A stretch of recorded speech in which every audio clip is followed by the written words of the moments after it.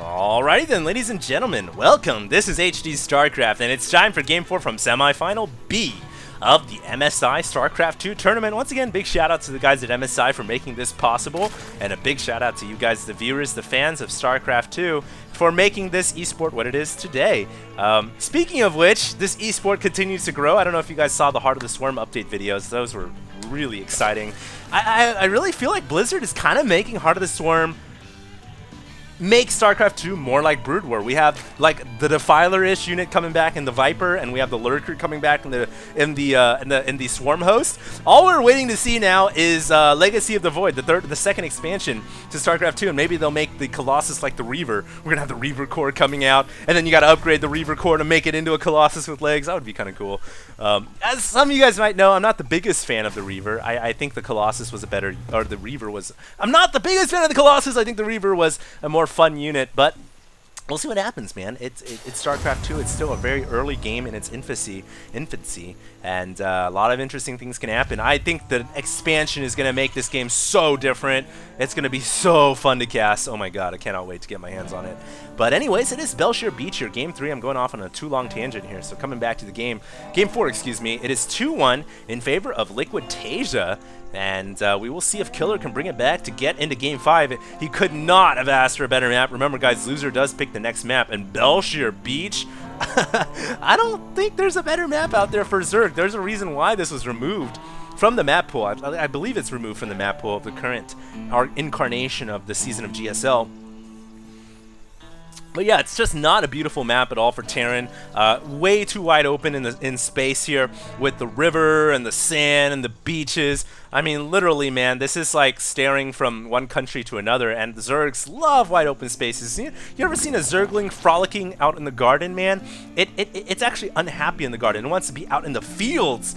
And so that's why Killer picked this map, and really could not have asked for a better map, especially if he rocks the Ling Roach Infestor style we've seen already. Even Mutalesks are really good on this map as well. Open space to work with. They can get behind the bases pretty easily. Speaking of which, will this Overlord make it out of the way? I think so.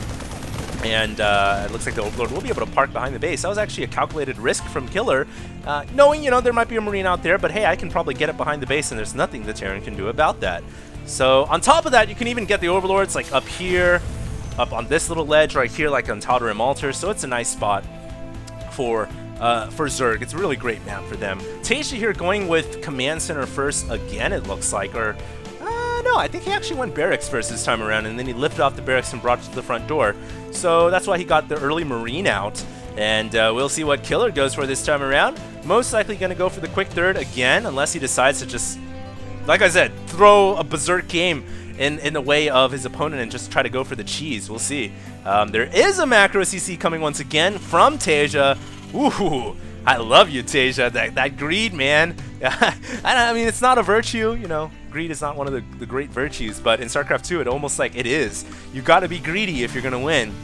And Taeja, man, really sticking it to the Zerg player here by going for that quick command center in base. Meanwhile, Zerg player happy to control the lush jungle in the middle of the beach with his Overlords and his Zerglings. Those are like paradise Zerglings, man. Those, you could not find any Zerglings living a happier life. They're like in Tijuana right now, man, living the good life. And Taeja probably will be sending some Marines to dispatch of those lucky, luxurious living Zerglings pretty soon. But for now, very conservative game, of course, as we'd expect. There is a quick factory on the way from Taeja, not going with the 2 barracks follow-up to the command center opening, but rather going to go for, he killed the Scantipede, no! Kills the Scantipede, but he's not going to be going for the mass bio play, at least not initially. He might go for a quick starport again, or he might go for Reactored Hellion, and let's see what the add-on on that is. It is a Reactor Core. So we are going to probably have delayed Reactored Hellions here. And, you know, Hellions are still pretty good in this matchup, but man, the Queens with their long range, like I said before, they're like the tentacle motherships now. They have so much range, it's very hard for Hellions to get in and do much harass. So I don't know if this is going to pay off too well for Taeja, but at the very least he can dispatch of the living life large Zerglings here at the, what, I don't even know what this is. This is like a Halo Xel'Naga Tower from Halo, from Bungie, the game. So it is, it'll be pretty funny This map even reminds me of that level, the Silent Cartographer. Those of you guys who played the original Halo, you know what I'm talking about. Awesome game. But there's a bunker coming up here to delay the third hatchery. Oh my god! Whoa! There's a Baneling now! Oh no! There's a Baneling nest, and there's roaches coming, and there's Zerglings coming! Wow! Take the top off the lid here. Killer is about to go for the all-in, and he thinks he can pull this off. Did he get an inkling that the macro CC was coming up? No, he doesn't. So he actually doesn't know. He's just going with it. He knows he's down one game in the set already. He might as well just try, and he's going to do it, man. He's going to go for the all-in here.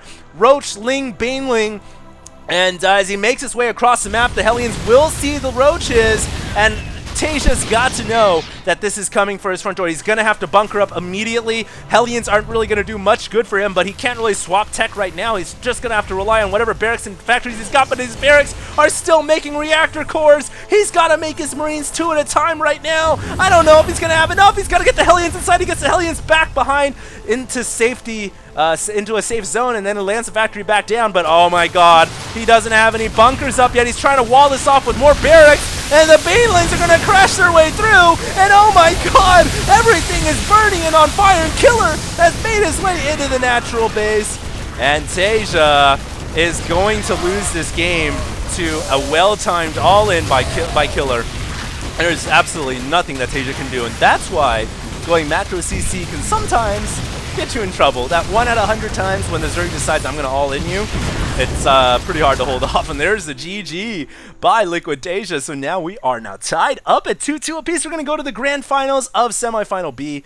I guess I shouldn't say grand, but I should say finals of semifinal B.